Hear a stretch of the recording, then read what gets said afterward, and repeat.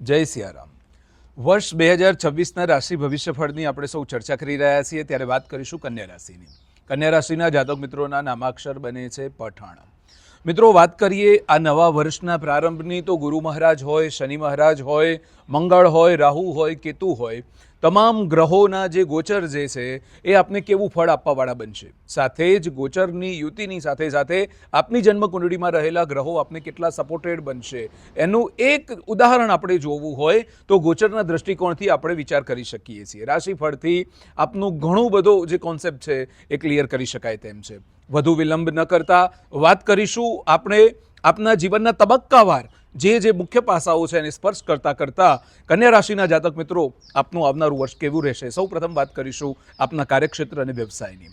કાર્યક્ષેત્ર અને વ્યવસાયના દૃષ્ટિકોણથી જોઈએ તો આવનારું આ જે વર્ષ છે એ ખૂબ સારા પરિણામ આપવાવાળું બને। જે યોજનાઓ બનાવી છે, જે કોઈ યોજના બનાવ્યા પછી અને ઇમ્પ્લિમેન્ટ કરવાની વાત છે, એ તમામ તબક્કાઓ ઉપર સારી રીતે આપ કામ કરી શકો છો। સાથે જો વાત કરીએ તો નવા કોઈ વ્યક્તિની સાથે મળી અને વેપારને આપ આગળ લઈ જઈ શકશો। પોતાના ઉદ્યોગને, પોતાની નોકરીમાં બહુ સારું એવું કાર્ય તમે કરી શકશો। તમારા ઉપરી અધિકારીઓના સહકારથી આપનું આવનારું આ જે વર્ષ છે એ ખૂબ ઉન્નતિકારક બની શકે છે। સાથે જ આપની પદોન્નતિ થઈ શકે છે।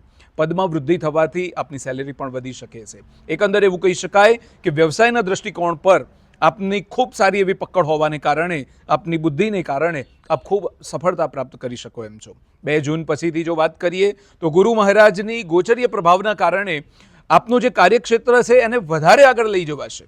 એટલે કે વર્ષના મધ્યભાગ પછી તો સારા એવા યોગ બનવાના પણ પૂરેપૂરા ચાન્સીસ છે અને એટલા માટે જ ખૂબ લાભ થશે। ઉચ્ચ અધિકારીઓથી લાભ થશે, સારી એવી પદોન્નતિ થશે અને વેપાર, નોકરી અને પોતાના સાહસમાં આપ ખૂબ વૃદ્ધિ કરી શકો છો। વાત કરીશું આપના આર્થિક પાસાની। આર્થિક પાસું કેવું રહેશે? આર્થિક દૃષ્ટિકોણથી જો જોવા જઈએ તો ખૂબ સારું એવું અનુકૂળતા સાથે આ વર્ષનો પ્રારંભ થશે। સાથે જ આપના રોકેલા જે નાણાં છે એમાં સફળતા પ્રાપ્ત થાય। સાથે સાથે જે કોઈ નાણાં રોકાણ તો કર્યા છે, પરંતુ જમીન ખરીદવાની વાત હોય, શેર બજારની વાત હોય, કોઈ ઓફિસ ખરીદવાની વાત હોય, કોઈ ઘર મકાન ખરીદવાની વાત હોય, એમાં આપને સફળતા જરૂરથી મળશે। સાથે જ એફડી ઇત્યાદિ પોસ્ટમાં રોકાણ જે છે, નવી મોટી ઊંચાઈ સિદ્ધિઓ પ્રાપ્ત કરવા માટેના જે રોકાણો છે એ બધા જ રોકાણોમાં આપને ક્યાંક ને ક્યાંક લાભ થાય। સાથે સાથે જ વાત કરીએ તો આપનું ધન આગમન આ વર્ષ દરમિયાન ક્યાંક ને ક્યાંક ઓછા વધતા પ્રમાણમાં થતું રહેશે। ધીરે ધીરે ધન આગમન થવાને કારણે આપનું મન જે છે એ શાંત રહી શકશે। પોતે જે વિચારેલું છે એ આપ કરી શકશો। કેટલીક સફળતાપૂર્વકની મિટિંગો આપના વર્ષને ખૂબ સારું એવું એટલે કે ટર્નિંગ પોઈન્ટ સાબિત થઈ શકે એમ છે। એટલે એકંદરે આર્થિક રીતે પણ આ વર્ષ આપના માટે સાનુકૂળ બની રહેશે। વાત કરીશું આપના પરિવાર અને સામાજિક દૃષ્ટિકોણની। મિત્રો, પરિવાર એ સૌથી અગત્યનો અને અભિન્ન અંગ છે। કોઈપણ વ્યક્તિને જ્યારે પરિવારનો સહયોગ પ્રાપ્ત થાય છે તો એ ઘણું બધું મેળવી શકે છે અને એટલા માટે જ આપને આખા વર્ષ દરમિયાન આપના પરિવારનો સહયોગ વધતા ઓછા પ્રમાણમાં ખૂબ સારો એવો મળી રહેશે। એટલે કે પૂર્વાર્ધની વાત કરીએ વર્ષના તો પણ સારો બની રહેશે અને ઉત્તરાર્ધની વાત કરીએ તો પણ પરિવારનો સહયોગ આપના માટે ખૂબ સારો એવો બની રહેશે। સાથે જ આપના માટે સુખ અને શાંતિનું વાતાવરણ નિર્માણ કરવાવાળો બનશે। આપના અર્ધાંગીની એટલે કે આપના ધર્મપત્ની અથવા તો આપના પતિ આપના માટે ખૂબ સારું એવું વિચારી શકે અને એમનો સહયોગ પણ આપના માટે ખૂબ ઉત્તમ પ્રકારે સિદ્ધ થઈ શકે છે। સામાજિક દૃષ્ટિકોણમાં આપની દિવસે ને દિવસે વધતી ઉન્નતિ આપના માટે સૌથી શ્રેષ્ઠ બની રહેશે। સમાજમાં પદોન્નતિને કારણે આપ પોતાના કેરિયર ઉપર પણ સારું એવું ધ્યાન આપી શકો તેમ છો। વાત કરીશું આપના સંતાનની। સંતાન યોગ આ વર્ષ દરમિયાનની જો વાત કરવામાં આવે તો સંતાનોથી આપને સારી એવી સફળતા મળશે। સંતાન બાબતે જે કોઈ વિચાર વિમર્શ તમે લઈને આવ્યા છો તો આ વર્ષ દરમિયાન સારી એવી સફળતા મળશે। પોતાના સંતાનોની ઉન્નતિને કારણે આપ ધારી સફળતા પ્રાપ્ત કરી શકશો, કારણ કે પોતાના સંતાનો, દીકરા અથવા તો દીકરીની જે કોઈ બાબતો છે એમાં ખૂબ સારી એવી પ્રગતિ આ વર્ષ દરમિયાન જોવામાં આવી છે। સાથે જ વાત કરવામાં આવે તો નવવિવાહિત જે દંપતી છે એમને પણ સંતાન પ્રાપ્તિ માટેના બિલકુલ સારા એવા યોગ આ વર્ષ દરમિયાન બની રહ્યા છે। સાથે જ પ્રથમ સંતાન જે આવશે એ આપના માટે ખૂબ સારી એવી સફળતાઓ લઈને આવશે, ખૂબ સારા એવા સમાચાર લઈને આવશે રહેશે અને પ્રથમ સંતાન આપના માટે ખૂબ ઉન્નતિકારક બની રહેશે. એકંદરે એવું કહી શકાય કે સંતાનના દૃષ્ટિકોણથી પણ આવનારું આ જે વર્ષ છે એ આપના માટે સફળતાના શિખરો સર કરાવવાવાળું બનશે. ત્યાર પછી વાત કરીએ આપના સ્વાસ્થ્યની. પહેલું સુખ તે જાતે નરે. આપનું સ્વાસ્થ્ય જે છે એ આ વર્ષ દરમિયાન સૌથી પહેલા પ્રારંભિક તબક્કામાં ખૂબ સામાન્ય રહેવાનું છે. સામાન્ય એટલા માટે રહેવાનું છે કે નરમ ગરમ થોડી ઘણી તબિયત રહેશે, થોડી ચિંતામાં વધારો થશે, ક્યાંક ને ક્યાંક થોડી ઘણી માનસિક વ્યગ્રતા અનુભવાય અને જે જૂની બીમારી છે, જે હઠીલી બીમારી છે, એના ઉપર આપ સતત અને સતત ચિંતન કરી શકો છો. પણ મિત્રો, આ બધું છોડી દેજો. પ્રભુ ઈચ્છા બળવાન. જે થશે એ બહુ સારું થશે. પરંતુ સ્વાસ્થ્યની જેટલી પણ બાબતો છે એને નકારતા નહીં. નાની નાની ઝીણી ઝીણી બાબતો જે તમારા ધ્યાન પર આવે તો જેટલી વહેલી તમે ડૉક્ટરની સલાહ લેશો એટલું જ આપનું સ્વાસ્થ્ય બહુ સારું રહેશે. પૂર્વાર્ધ પછી ઉત્તરાર્ધની વાત કરીએ તો ઉત્તરાર્ધમાં આપના જે કોઈ ગંભીર સમસ્યાઓ છે એનું સમાધાન ધીરે ધીરે આવતું હોય એવું આપને લાગશે અને એ વાસ્તવિકતા પણ બનશે. એટલા માટે ગભરાવવું નહીં. પોતાના સ્વાસ્થ્ય ઉપર, આહાર ઉપર, વ્યાયામ ઉપર વિશેષ ભાર મૂકી અને જેટલું આપ કામ કરતા રહેશો એટલું સ્વાસ્થ્યમાં આપને સારી એવી સફળતા અવશ્ય પ્રાપ્ત થશે. ત્યાર પછી શાકાહારી ભોજન લેવું એ અત્યંત આવશ્યક બાબત બની રહેશે.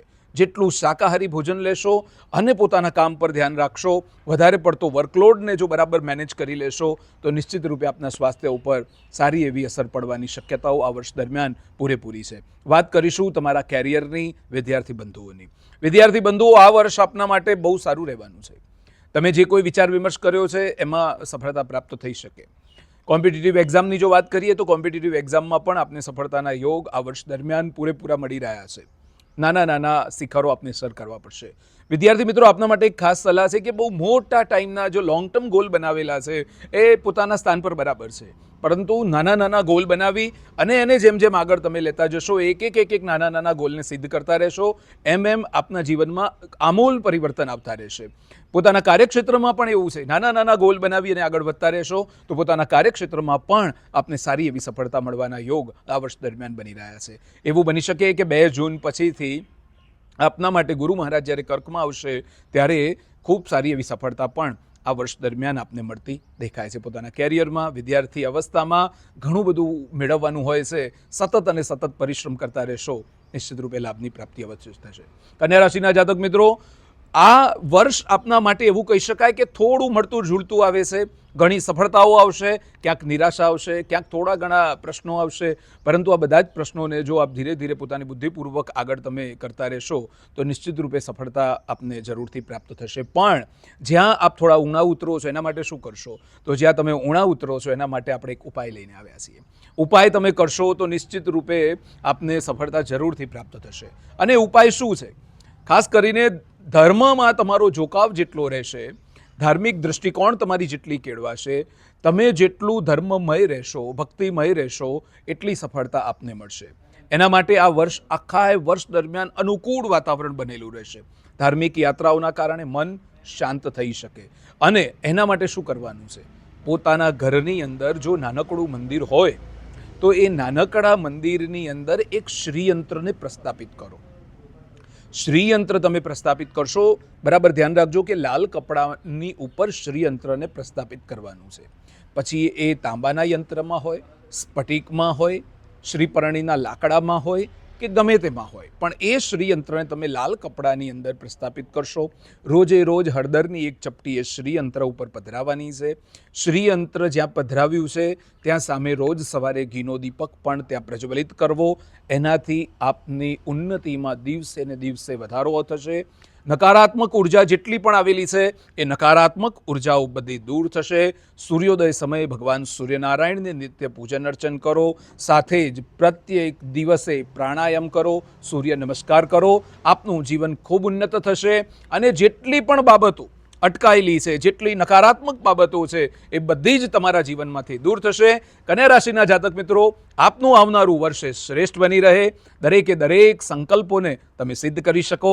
સાથે જ પ્રભુની ભક્તિ સાથે સાથે પોતાના કેરિયરમાં, પોતાના સંતાન યોગમાં આપ ખૂબ આગળ વધી શકો એવી ભગવાન મહાકાલના ચરણોમાં હું પ્રાર્થના કરીશ. આપ સૌ દર્શક મિત્રોને જય સિયારામ, જય મહાકાલ.